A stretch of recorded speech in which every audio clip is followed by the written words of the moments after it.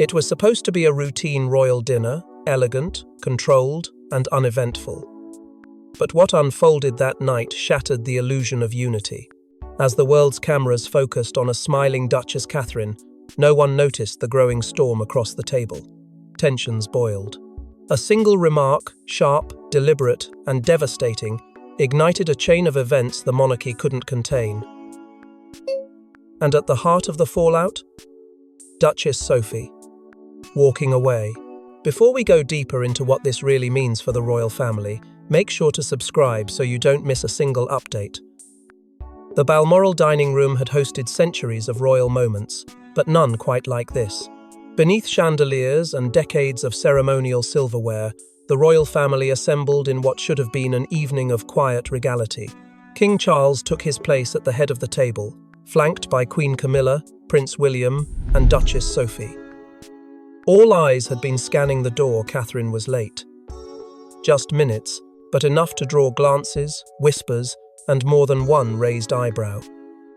When she finally arrived, composed yet visibly breathless, the air shifted. It wasn't just her entrance.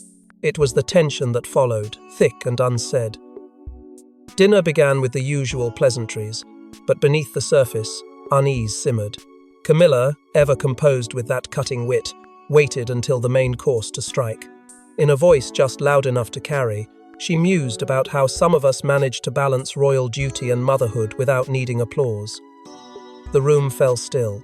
The jab, thinly veiled, unmistakable, was aimed straight at Catherine. Her hand paused mid-reach for a glass of water. Her expression remained placid, but her knuckles whitened, William's gaze fixed on his plate. He didn't speak. No one did. At the far end of the table, Sophie froze. Her fork hovered inches above her plate. She had seen this game before, the slow erosion of dignity disguised as royal decorum. But this was different. This was public. This was cruel. Her eyes moved to Catherine, then flicked toward Camilla with an icy sharpness.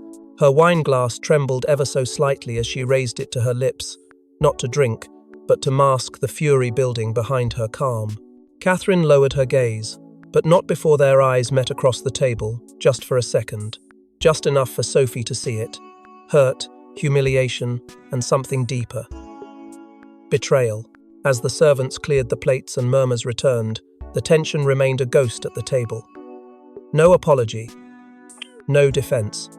Just a shared silence that spoke volumes. Sophie excused herself early. It wasn't dramatic. It wasn't loud. But there was finality in the way she rose, in the way her napkin was folded and left perfectly in place, in the way her footsteps echoed down the corridor with a chilling calm. No one followed her, not even Edward.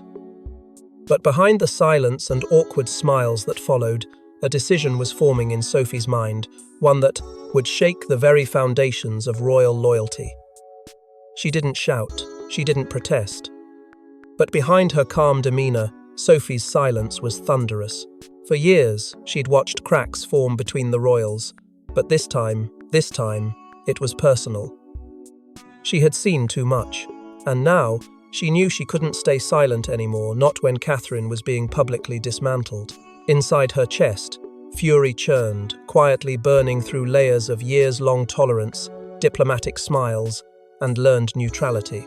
Sophie had always played the part, the dependable duchess, the composed confidant, the mediator who smoothed over fractures before they became headlines. She had sacrificed opinion for peace, swallowed outrage for duty. But what she witnessed at that dinner, what she heard flung toward Catherine in that icy, calculated tone, unraveled everything she'd worked so hard to contain. The cruelty wasn't new, but it had crossed a line, and in that moment, she knew it could no longer be ignored. Catherine wasn't just a sister-in-law. She was someone Sophie deeply respected. Not because of titles, not because of status, but because she had endured. The press, the protocol, the silent wars behind palace doors. Catherine had endured it all with a grace that Sophie knew came at a cost. They had shared moments, quiet ones on balconies and in corridors, whispers exchanged when the cameras weren't looking. Glances that conveyed understanding, and sometimes pain. Both had navigated the treacherous expectations placed on royal women. Both had learned how to wear silence like armor. But tonight, Sophie realized Catherine had been fighting a battle far darker and lonelier than anyone dared admit. She replayed past slights like a reel of unspoken betrayal. The times Catherine was excluded from senior briefings, the subtle edits to official programs that demoted her prominence, the way Camilla had once referred to her as the decorative one. At the time, Sophie had brushed it off, telling herself the monarchy had always been filled with difficult personalities. But this wasn't politics. This was erasure. Systemic. Targeted. And Sophie, once complicit in her silence, now felt complicit in the harm. Her fingers clenched beneath the table, nails pressing into her palm. Across the room, Catherine smiled tightly, nodding at something trivial William had just said. Sophie could see the strain in her expression, the effort it took to remain composed.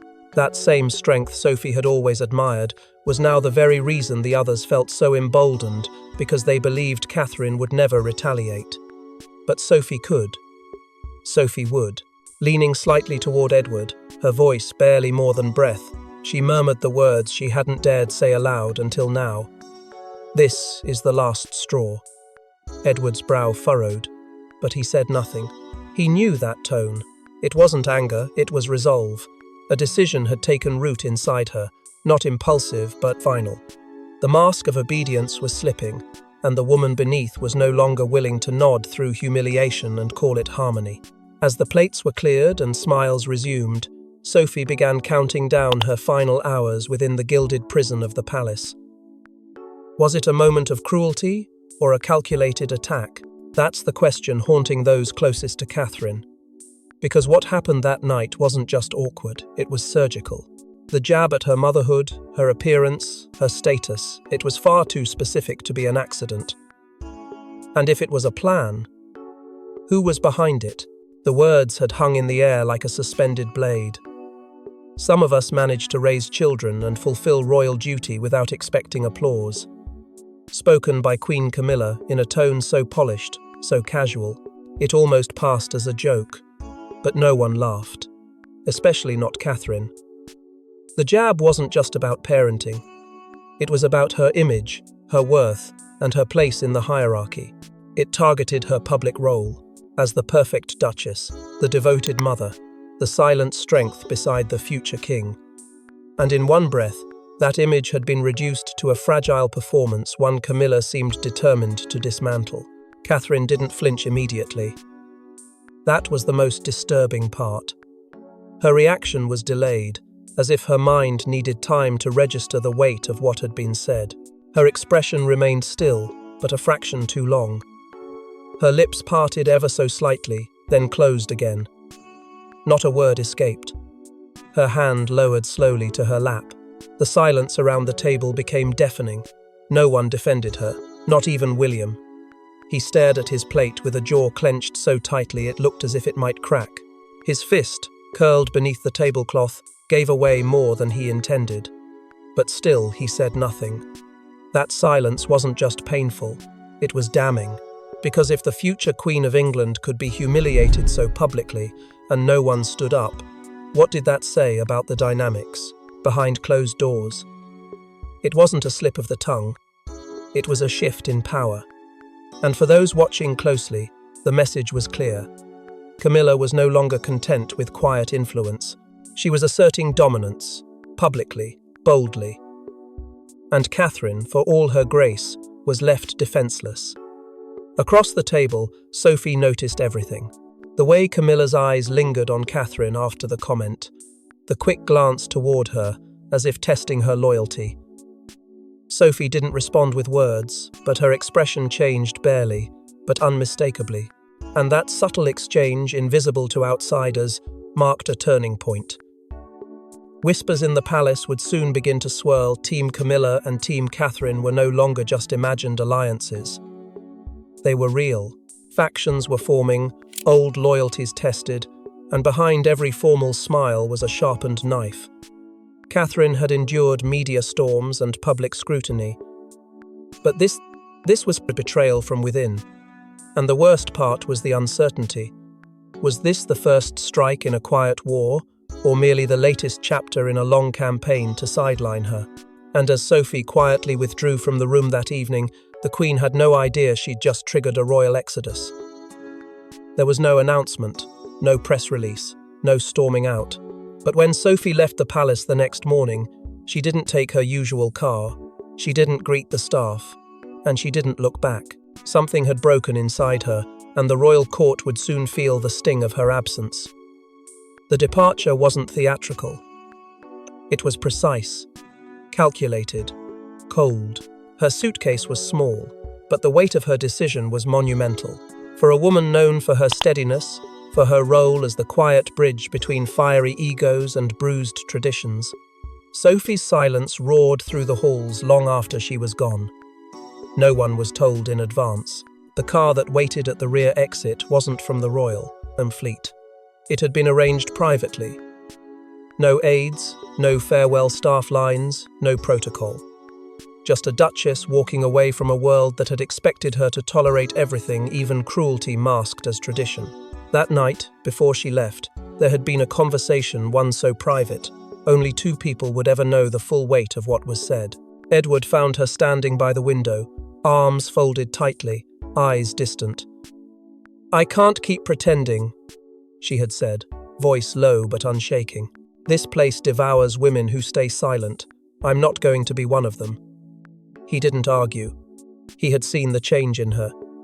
He had seen the dinner, the insult, the aftermath, and though it pained him, he knew this wasn't a decision made in haste.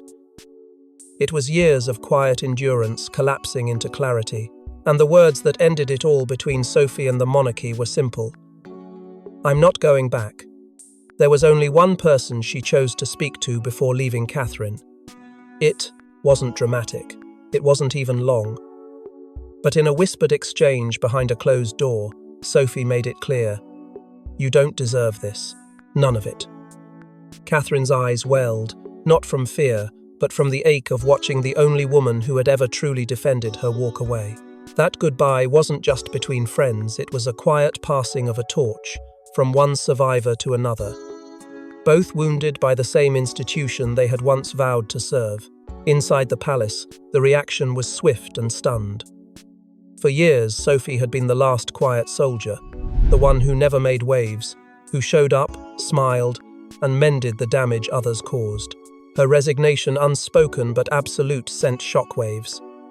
"She was the last loyal one," whispered an aide who had watched her leave. And now, with her departure, there was no buffer left, just factions, secrets, and a queen growing bolder by the day. But quitting the royal court wasn't just a personal rebellion. It exposed cracks the firm tried desperately to hide.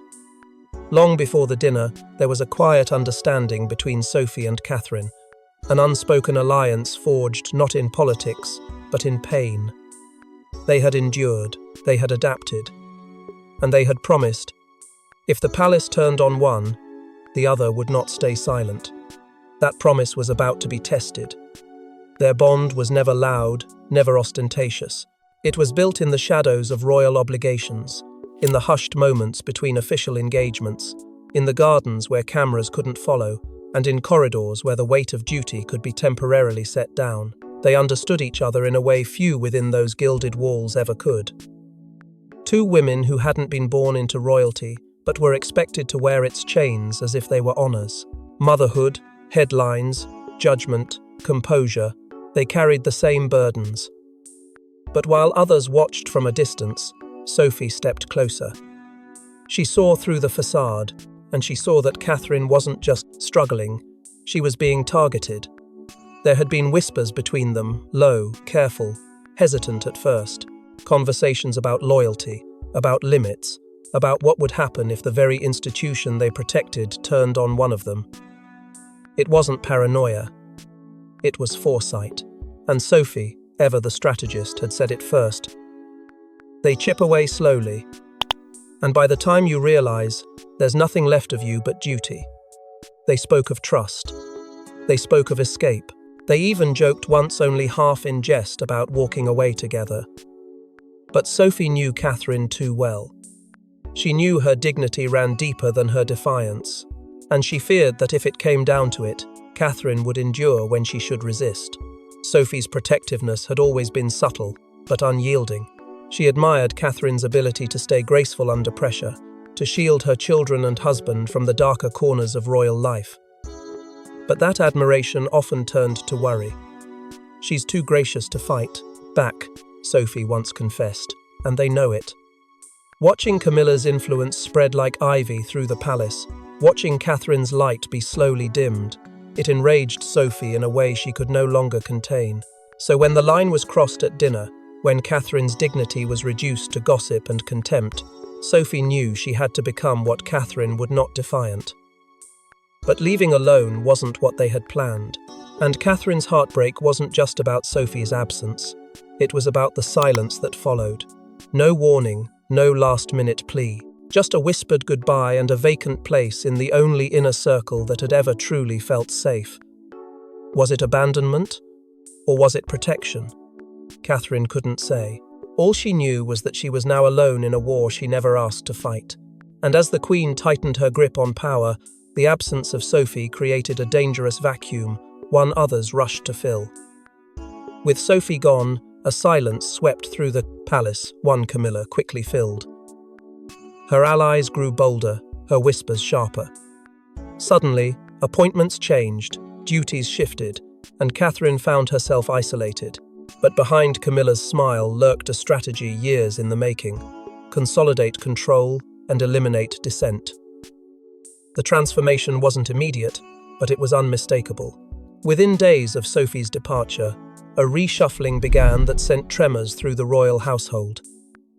Long-trusted aides who had served under both the late Queen and King Charles were quietly reassigned or dismissed. In their place came Camilla's inner circle advisors fiercely loyal to her agenda, people who owed their power not to tradition, but to her patronage. These weren't ceremonial changes, they were structural, real. And for those paying attention, terrifying. Because it signaled something unprecedented. Camilla wasn't just queen by title, she was becoming queen by control. Catherine felt it first. Invitations to briefings she once led now arrived late or not at all. Charitable projects she had championed were subtly reassigned to lesser royals. Seating charts changed, order of precedence was shuffled. Public appearances that once positioned her beside the king were now occupied by Camilla's loyalists. Even the palace press office, once neutral in tone, began issuing statements that leaned suspiciously in favor of the queen consort's vision. Catherine had seen manipulation before, but this was different. This was orchestration. And it was working. Behind closed doors, senior aides began to voice concerns, albeit quietly. "We're seeing a shadow monarchy emerge," one confided to a trusted journalist. "It's no longer just about duty. It's about dominance." And that dominance wasn't subtle.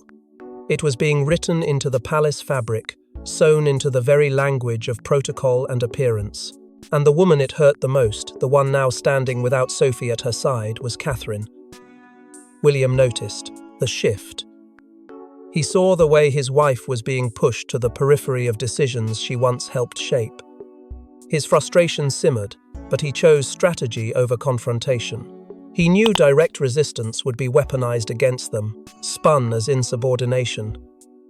Instead, he watched, measured, waited. And Catherine, though deeply wounded, matched his restraint. But every passive move only emboldened Camilla further. And now, with Sophie out of the frame, she believed there were no more internal threats to her rise. To secure her new position, Camilla turned her focus to perception. Leaks began to surface in select tabloids' claims that Sophie had left for personal reasons, that she had struggled to adjust, that she had overstepped boundaries. The narrative was surgical, designed to discredit quietly while maintaining plausible deniability. It wasn't just about erasing Sophie. It was about ensuring no one followed her lead. And for a moment, it worked. The silence around the palace held firm. But Camilla had underestimated one thing: Sophie wasn't going quietly into exile. For weeks, Sophie remained silent. Then, without warning, she spoke. In a private but leaked letter, she called out a culture of cruelty, erasure, and unspoken war within the royal institution. And with those words, she did what few dared. She named names, shattered illusions, and changed the conversation forever. The letter wasn't meant for the public. It was handwritten, personal, sent to an old confidant, far removed from the world of tiaras and press briefings. But someone within that inner circle saw its value and its danger. And just like that, it was leaked. Every line poured fuel on the fire that had been quietly burning behind palace walls. Sophie didn't rant. She didn't accuse in bold ink. Instead, her words dripped with disappointment, exhaustion, and an unmistakable note of betrayal. She spoke not as a royal, but as a woman disillusioned by the institution she once believed in. The coded phrasing only deepened the intrigue: references to the second table, to performative compassion, and to silhouettes who thrive in others' silence. It didn't take long for readers to decipher who she was. Referencing. One line struck the world like a lightning bolt. I couldn't watch her suffer in silence any longer. She didn't name Catherine directly. She didn't have to. The public knew, and the palace knew. The press tore into it instantly, commentators calling it the most damning royal correspondence since Diana's tapes. Suddenly, Sophie's departure was no longer seen as dignified retreat. It was rebellion. And her voice, long muted by duty, was now the clearest sound echoing across the monarchy. The palace scrambled. Aides moved swiftly to contain the fallout. Anonymous briefings claimed Sophie had become emotionally overwhelmed, that the letter was never intended for release, that her words were being taken out of context. But the damage was already done. And the more they tried to discredit her, the more people listened. Because Sophie hadn't just told a story. She had confirmed what many had suspected for years, that beneath the royal smiles was a battlefield. Public support surged not just for Sophie, but for Catherine. Online forums lit up with hashtags. Media outlets, once hesitant to criticize Camilla, now ran hour-long specials dissecting every line of Sophie's letter. Headlines read like indictments. The silent war at the heart of the monarchy. From duty to defiance. Sophie's final word. The crown's invisible casualties. What had once been gossip was now undeniable. The royal feud had become a matter of record, and while the palace reeled from the fallout, one royal in particular knew this was only the beginning. They thought she would crumble. Instead, she rose. Alone now, Catherine stepped into her own storm and commanded it. No more quiet glances, no more polite retreats. Her public appearances turned colder, her gaze, steel. And though she never said Sophie's name, every move was a message. The shift was subtle at first, but undeniable. Gone was the carefully rehearsed warmth that once defined her public image. In its place emerged a woman who had nothing left to prove and nothing left to protect except herself. At royal engagements, Catherine's smiles became rare and controlled. Where she once lingered beside Camilla, now there was deliberate distance. Where she once deferred, now she stood tall. The space between them wasn't just physical, it was symbolic. The world took notice. Commentators, once careful not to stoke internal drama, began to call it plainly. Catherine was no longer shielding Camilla. She was exposing her. It was the beginning of something the palace hadn't prepared for. Catherine, once framed as the quiet backbone of the monarchy, was now its most unpredictable force. The media began at a pivot. Stories turned from sympathy to admiration. Queen-in-waiting Catherine became a headline that appeared too often to ignore. Audiences saw not just grace, but fire, and the monarchy, already fragile from Sophie's departure, now faced the uncomfortable reality that their future queen was no longer playing by the old rules. Inside the palace, the reaction was mixed. Some aides praised her composure, while others grew increasingly uneasy. She's becoming too powerful. whispered one advisor behind closed doors. Her influence was no longer restricted to fashion columns or tabloid praise. She was shifting protocol. She was commanding attention. That was the most dangerous part. Her silence had become louder than any royal statement. There were small acts of resistance that carried enormous weight. Catherine began arriving separately from Camilla at events they once attended together. Her speeches, rare but always scrutinized, carried undertones of independence. Even her wardrobe choices seemed to reject the carefully curated aesthetic of palace approval. William, long caught between loyalty and lineage, began to draw clearer lines. He refused certain joint appearances, cancelled engagements quietly, and in private meetings began to demand answers. He was no longer just Catherine's husband. He was her partner in quiet resistance. And yet, through all of it, Catherine never once addressed the letter, never once mentioned Sophie, but her posture, her pace, her poise, they all spoke volumes. Every step she took was one Sophie no longer could. And the monarchy, once a fortress of hierarchy and silence, now found itself cracking under the rise of a woman who had once asked for permission and now moved as if she needed none. But as Catherine ascends and Sophie remains in the shadows, the question remains: is this a reckoning, or the beginning of a deeper royal war? A duchess in exile, a princess hardened by betrayal, a queen consolidating power. The House of Windsor is still standing, but at what cost? Trust has fractured, alliances have shifted, and somewhere beyond the palace walls, Duchess Sophie watches silent but no longer loyal. The illusion of unity has crumbled.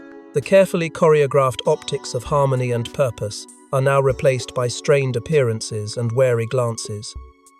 Public engagements, once filled with ceremonial grace, now pulse with quiet tension. What was once an unspoken code of discretion has given way to whispered warnings, sideways glances, and a growing sense that the firm's internal fractures are no longer containable. The monarchy, for all its history and pageantry, feels unmoored, drifting not from scandal, but from within. Inside the palace, the battle lines are no longer hypothetical. Camilla's grip has tightened, her court solidified. Her influence, once behind the throne, now dominates it. But it has come at a cost. The public, long willing to tolerate hierarchy in exchange for stability, has begun to question what and who they're truly supporting. The sympathy once reserved for Catherine is evolving into something deeper: support, not just for a person, but for a vision of what the future monarchy could look like: human, vulnerable, principled. Camilla, once seen as the survivor, is now cast as the schemer, and the tide of perception is shifting quickly. With Sophie's voice gone from the public arena, her silence takes on new meaning. It no longer reads as retreat, it feels deliberate, tactical, as if she's waiting, watching, knowing that the institution will soon expose itself without her needing to say another word. Her absence now casts a shadow of anticipation. If she speaks again, it could rupture what's left of the fragile royal image. But even in her quiet, she's become a symbol for those who walked away, and those still inside the walls, wondering if they should have. Meanwhile, behind gilded doors, questions that were once whispered in private now loom publicly. Who will shape the monarchy's future? Can a family torn by private betrayal present a united front in a world that no longer tolerates silence? What happens when loyalty no longer aligns with duty? And most critically, who does the crown truly serve when even those wearing it are at war with one another? It's no longer about tradition or protocol, it's about survival, the kind that doesn't come with coronations but with confrontation. And in that fragile space between image and truth, the next move could be fatal. The monarchy may endure, but its soul, its legacy now hangs in the balance. And so the royal court holds its breath, knowing that the next dinner might just be its last. Thanks for watching. Please don't forget to like and subscribe, and we will see you in next one.